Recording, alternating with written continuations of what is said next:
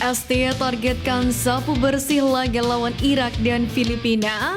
PSSI targetkan Martin Paes tersedia bulan Juni. Pelatih Timnas Belanda iri dengan komposisi pemain Timnas Indonesia. Simak informasi selengkapnya hanya di Garuda Space Update.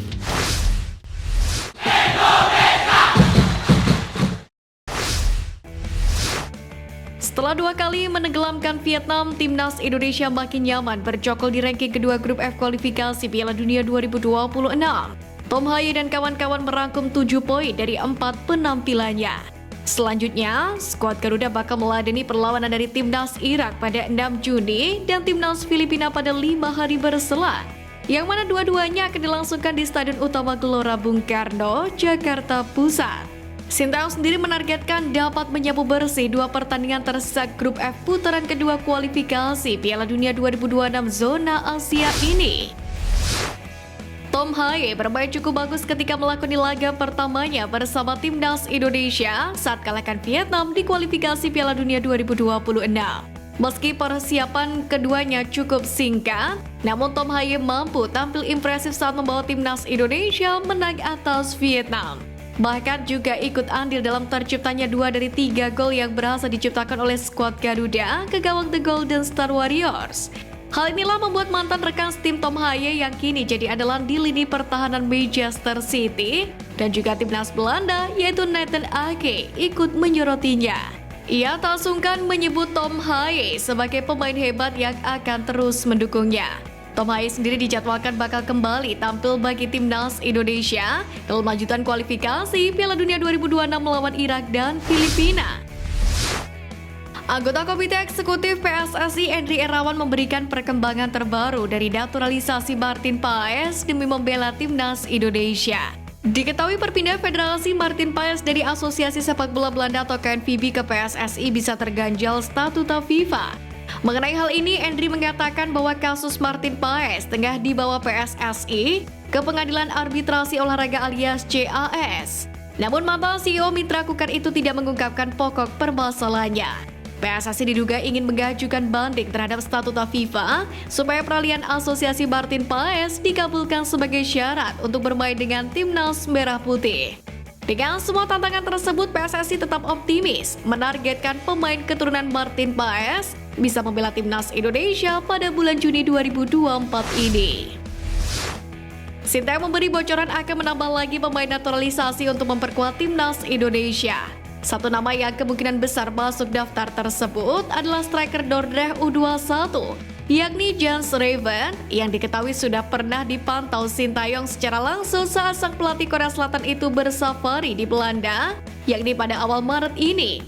Bahkan sang pemain turut membagikan momen lewat Instastory bila di akhir laga ia bertemu dengan pelatih Timnas Indonesia Sintayong dan berfoto bersama Rafael Struijk. Terkini pemain berusia 18 tahun ini membocorkan bila sudah ada komunikasi dengan PSSI. Kabar baiknya, ia pun secara terbuka bersedia untuk bisa membela Timnas Indonesia. Jens Raven sendiri mengaku memiliki keturunan Indonesia dari omanya yang berasal dari Yogyakarta. Pengamat sepak bola Asia Ryan Walter sekaligus pendiri dari K-League United mengomentari pemecatan pelatih Timnas Vietnam Philippe Troussier yang tidak pernah menang melawan Timnas Indonesia lebih dari adil.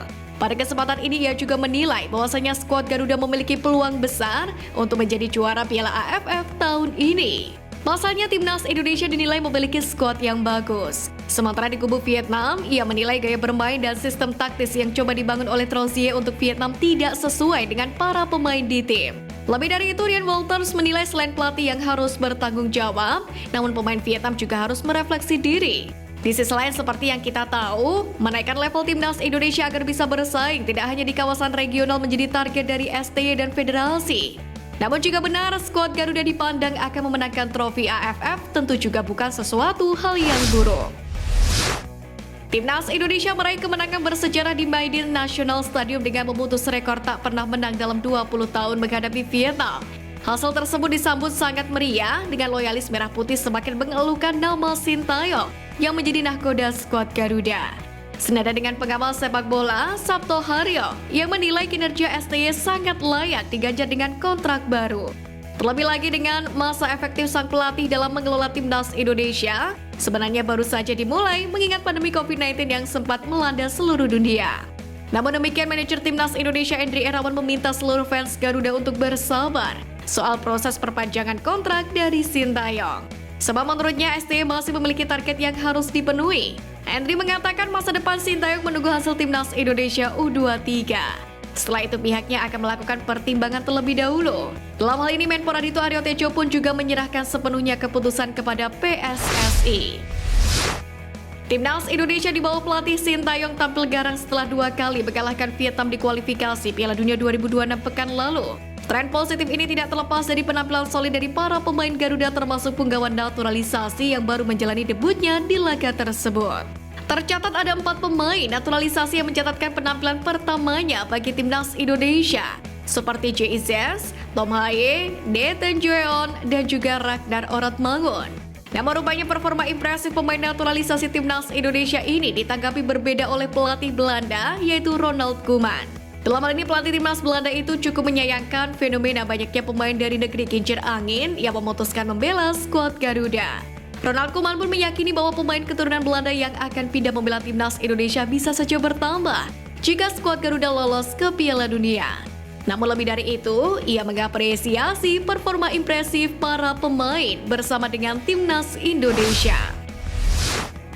Skuad Garuda memang berhasil memberikan penampilan yang apik dalam 2 laga kualifikasi Piala Dunia 2024 kemarin. Atas hal itu, media Malaysia yaitu Astro Arena juga memberikan pujian atas penampilan dari timnas Indonesia.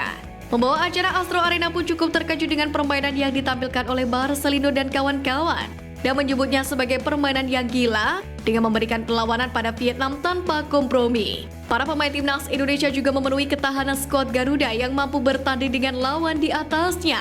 Mereka mencontohkan saat timnas Indonesia melawan Irak, bagaimana skuad Garuda tetap bisa menyerang meski tidak dibekali dengan striker dengan postur yang tinggi. Bisa dibilang timnas Indonesia telah berhasil mendobrak persaingan di kawasan regional dengan sederet pemain berbakat di dalamnya. Beckham Putra menjadi salah satu pemain yang dipanggil ke timnas U23 Indonesia untuk menjalani persiapan menuju Piala Asia U23 2024. Di sisi lain, Beckham Putra mengalami cedera saat memperkuat Persib Bandung melawan Bayangkara FC pada laga pekan ke-30 Liga 1 musim ini. Persib Bandung belum lama ini pun memberikan kabar terkini terkait cedera yang dialami oleh Beckham Putra. Raffi Ghani selaku dokter tim memiliki dugaan bahwa Beckham Putra mengalami patah tulang. Namun untuk memastikan hal tersebut, Beckham bakal menjalani CT scan di rumah sakit yang baru akan dilakukan pada Senin besok. Raffi sendiri berharap pemain berposisi sebagai gelandang itu tak mengalami cedera parah dan dapat segera pulih. Tentu ini menjadi kabar buruk bagi Sintayong. Masanya bila cedera Beckham tak kunjung pulih, maka sang pemain bisa saja tak bisa memperkuat timnas U23 Indonesia nantinya.